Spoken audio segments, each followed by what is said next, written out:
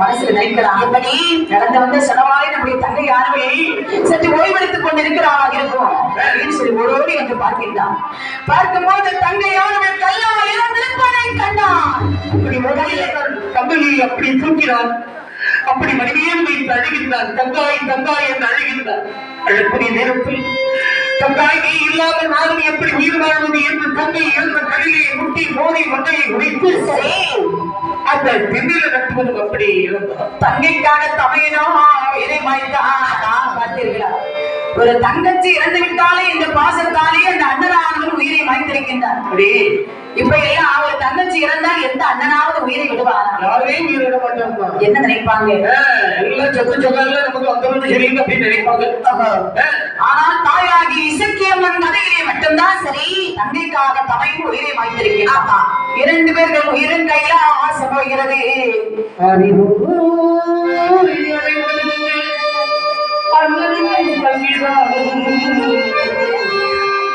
பாவி அங்கனை கொண்டு பழியது வாங்கவந்து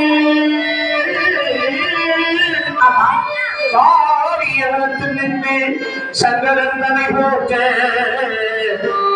நேரிய நேதியிலும் மாணவர்களுக்கு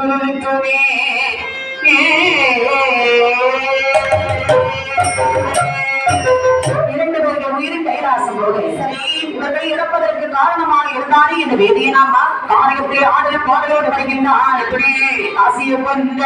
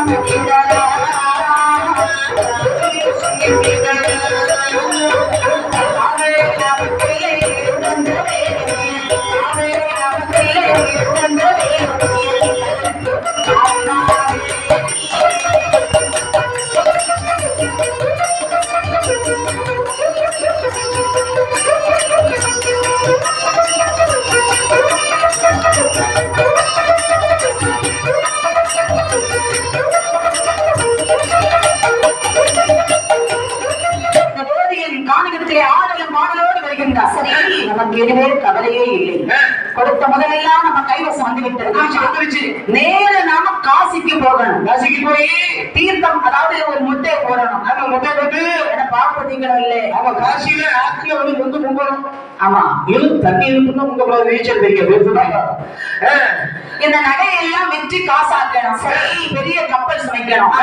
கடல்ல விட்டு ஏற்றுமதி இறக்குமதி செய்து பழையபடி நாம் வசதியாக வாழ வேண்டும். இந்த பொருட்களை எல்லாம் வரைய வேண்டும் என்று எண்ணாத எண்ணமெல்லாம் எண்ணிக்கொண்டு வருகிறோம். இந்த வேதியன் எண்ணாத எண்ணமெல்லாம் எண்ணினாலும் தெய்வம் இடையில் அவனை சரித்து விட. ஏன்னா என் பெரிய பாவங்களை செய்திருக்கிறார், தென்பாவங்களை செய்திருக்கிறார். தென்பாவ சும்மாட்டா விடாதில்ல. இதை தெரியாத வேதியன் ஆடலும் பாடலோடு வரும்போது பார்த்தார் பகவான். ஆனா ஒரு பெண்ணை கொலை செய்துவிட்டு எல்லளவு கவலை கூட இல்லாமல் போகின்றானே. ஆமா இவருடைய உயிரையே நாங்கள் கைலாசம் எடுக்க வேண்டும் என்று பகவான் காலையில் தூதர்களை வரவழைத்தார். காரா காலகத்தை ஒரு பெண்ணை கொலை செய்துவிட்டு ஒரு கொலைகாரன் வருகின்றான். கடும் பாம்பாக இருந்து நீ அவனை கொத்தி கொலை செய்ய வேண்டும். சுவாமி யமராஜா, சுவாமி அவன் கண்ணுக்கு நீ ஒரு மாயை கிணறாக இருக்க வேண்டும். அப்படியே ஆகட்டும். தூதுவா நீ தோன்றியும் துலாவமாகவே இருக்க வேண்டும். பகவான் வரைபடுத்த பிரகாரம் சரி வேதியன் வரக்கூடிய வழியிலே காலன் கடும் பாம்பாகவும் யமராஜன் மாயை கிணறாகவும் தோதுவன் தோன்றியும் துலாவமாகவே இருக்கின்றான். இந்த வேதியன் இந்த பெண்ணை கொலை செய்துவிட்ட ரத்தத்தை எல்லாம் பார்த்த பாருங்க. அப்படின்னு நினைச்சு தண்ணி தாக வருகின்றது. அப்படி தண்ணி தாக வருகிறது. ஒரு தவறு செய்தவன் ஆமா அப்படி ஓடி எங்கேயாவது வைக்கக்கூடிய நேரத்துல கொஞ்சம் காவல் இருக்கதான் செய்யும். அவன் விசக்கும். ஆமா விசத்தா தண்ணி குடிச்சா அதாவது சூடெல்லாம் போய் கொஞ்சம் குளிமையா இருக்கும். அவன் எங்கேயாவது தப்பு செய்யணும் என்னைக்குமே மாட்டிக்கணும்னு சொல்லிட்டு அப்படி ஒரு பயம் உள்ளார ஒரு பயம் இருக்கதான் செய்யும். இப்படி வரக்கூடிய சமயத்தில் தண்ணீர் என்று வரும்போது மாயை கிணறை கண்ணீரை கண்டால் மாயை கிணறு எனக்கு தெரியாது பாருங்க. கிணற்று பக்கத்தை வைந்தான். தலையில இருந்து இந்த லட்சுமணியை பொன்முடிச்சு கிணற்று மதில வச்சா எனக்கு கீழே வச்சா யாரும் தூக்கிட்டு போயிடுவாங்க. மதில வச்சா தோண்டி கிணற்றுக்குள்ளே போட்டான். அப்படி தண்ணீர் கோருகிறான். போடும்போது அவன் சமட்டி இருந்த கல்லுப்படி நகர்ந்து கல்லுக்குள்ளே இருந்து காலம் கரும் பாம்பாகவே வருகின்றான்.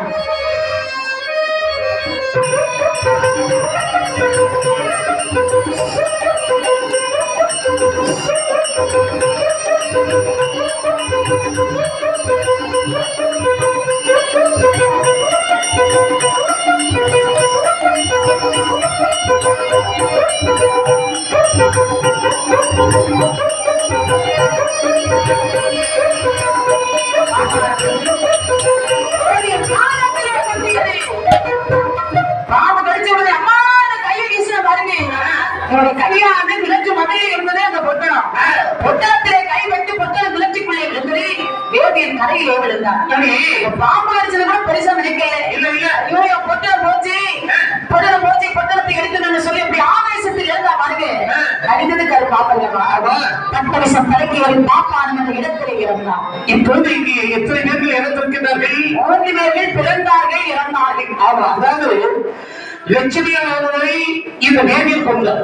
சரி லட்சுமியுடைய அந்த பாசத்தினாலே அந்த திண்ணில நட்டுவதாலும் அவன் இறந்த கலையிலே முட்டி மோதி அவர்கள் இருந்தார். ஆமா 3 பேர்கள் வீரப்பை கைலாசம் வரையிலே இருக்கிறது. ஆமா ஈஸ்வரன் வாழும் கைலாசம்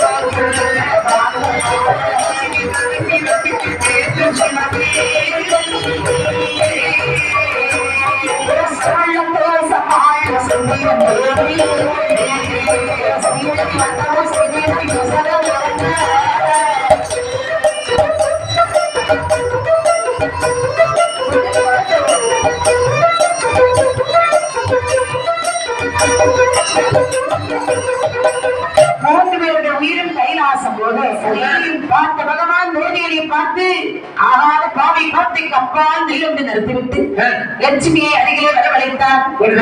சுவாமி சொல்லியது உங்களுக்கு என்ன நேர்ந்தது? சுவாமி இல்ல நீ ஒருவன் கொலை செய்து விட்டான் சுவாமி. அப்படியா? ஆகாத பாவியாக நிற்கின்றானே அந்த வேதியன். ஆமா வேதியன் தான் என்னை கொலை செய்தார். இப்போது உங்களுக்கு என்ன வேண்டும்? சுவாமி அவரை தேடி நான் காட்டுக்கு சென்றேன். சரி வடி மீது தலை வைத்து படுத்திருந்து நகைக்காக ஆசைப்பட்டு கல்லையின் தலை மீது போட்டு துடிதவிக்க கொண்டு விட்டான் சுவாமி. என்னை கொண்டு விட்டார். சுவாமி எனக்கு நீங்கள் மரப்பிறவை தர வேண்டும். இப்பிறவியிலே கல்லை தூக்கி போட்டு கொலை செய்கிறானே இந்த வேதியன். நான் மரப்பிறவை பிறந்து கல்லால் கொலை செய்தவனை நாம் என் 2 கையால் பரிமதிக்க வேண்டும். அவன் குடலை பிடுங்கிய கருத்திலே கூட மாலையாக போட வேண்டும். எதை நான் வரமாக நினைக்கின்றேனோ எனக்கு கிடைக்க வேண்டும். நினைத்த வரம் வேண்டும் சுவாமி. அப்படியா? அதாவது நினைத்த வரம் பற்றா என் தாயாகிய சக்கியம்மை பக்கத்திலே இருக்கின்றாரே இவர்தான் என்னுடைய அண்ணன். தங்கி இறந்து விட்டேன் என்ற பாசத்தால் என்னுடைய அண்ணன் இறந்து விட்டான் சுவாமி. மூக்கில் கத்தி இருக்கு. அண்ணன் தங்கையாக இருக்கக்கூடிய நாங்கள் சரி அதற்கு பிறவையிலும் அண்ணன் தங்கையாகவே பிறப்பதற்கு வரம் பெற வேண்டும். இந்த லட்சுமியானவள் வர கேட்டவுடனே பார்த்தார் பகவான். அம்மா பெண்ணே, இந்த நீசரை போல பூலோகத்தில் நிறைய நீசர்கள் வாழ்ந்து வருகின்றார்கள். அப்படிப்பட்ட நீசர்களை அழிக்க நீ நீலியாகவும் அதமத்தை அழித்து நன்மை நிலைநாட்டு இந்த உலகத்தை இயக்கக்கூடிய இசக்கி அம்மையாகவும் நீ அவதாரம் எடுக்க போகின்றாய்.